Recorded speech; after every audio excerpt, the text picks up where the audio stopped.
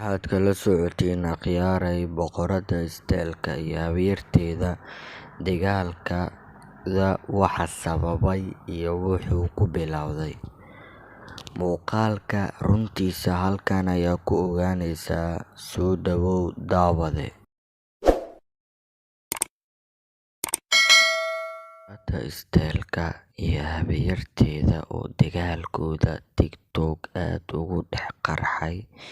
Dagaalkooda saameyn aad u ballaaran TikTok-ga ku reebay ayaa waxay isku dagaaleen wax aad u yar.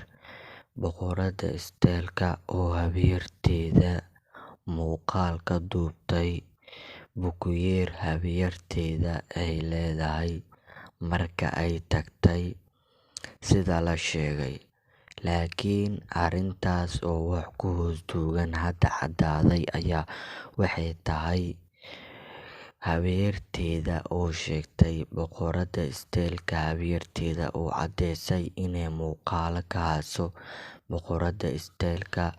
Live-kayga hala soo booqdo, muuqaaladan ka hayo waana igu soo gudbinayaa. Laakiin boqoradda isteelka oo sheegtay habeerteeda in ay u taagan tahay booska hooyadeeda macaan, sidaas darteeda in hooyadeed booskeeda hadda ay ugu jirto habeerteeda waxaasna ilaa hadda aanan caddayn.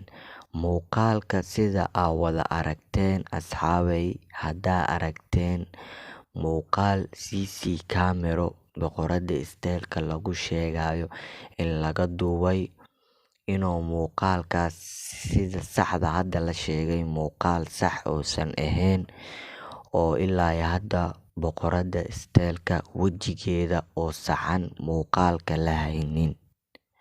Ilaa hadda warar kaliya ayaa iska soo daba gaarayo, ma ahan ilaa hadda war sax ama muuqaal sax lagama hayo boqoradda isteelka oo qaawan muuqaal sax laga duubay. Kaliya muuqaalo qof dad islaameed ay leeyihiin iyo muuqaalka qofka uu leeyahay ilaa hadda la ogeyn, iyo muuqaalkaas qofka uu yahay wejiga CC camerada muuqaalkaas ay qabatay weji aad u soo muuqanaya, inkastoo shucuuc zaa'id ugu furan yahay ama caweed wax la dhahayo ay ku furan tahay. Sida la sheegay, habeerta oo bukuyeerkeeda boqoradda ay u tagtay inay make-up ka marsato, laakiin habeertii oo kula dhaqantay boqoradda isteelka fal aad u xun, oo muuqaal CC camera ugu xirtay musqusha si ay u duubto. Laakiin muuqaal iska la sheegay oo aad baraha bulshada u dhex wareegayo, muuqaalkaas oo ilaa hadda boqoradda isteelka wejigeeda oo saxan laga haynin. Bal daawade muuqaalka habeerta ee leedahay isla daawano. Soo dhawaada, waxba yaanba hadal niigu daalinin. adiidaadan dhiiba farciisoonayso farciyo ku soo waca macamadane hooyana waa lagu leeyahay lagu cayna ka hor xaaladda taas hooya kuma xadeegsata warti wax laga sheegayo ma arkari marka kale fahma qofka aniga diidisiye waa warti macaan weeyay macaan latay maamti boos walbana ii taagan adduunkana oo jecla qofka soo aflagaadeeyeen waa qof isfahmay.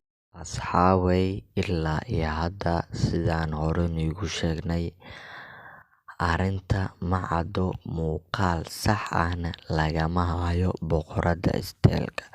Boqoradda isteelka oo 1 milyan gaartay, gabartaas oo aad TikTok-ga gabar inta ugu badan fiidiyoyo iska maasha Allah macquul ku soo bandhigto la sheegay. Sida hore niigu sheegnay muuqaal sax lagama hayo oo ayada wejigeeda uu yahay.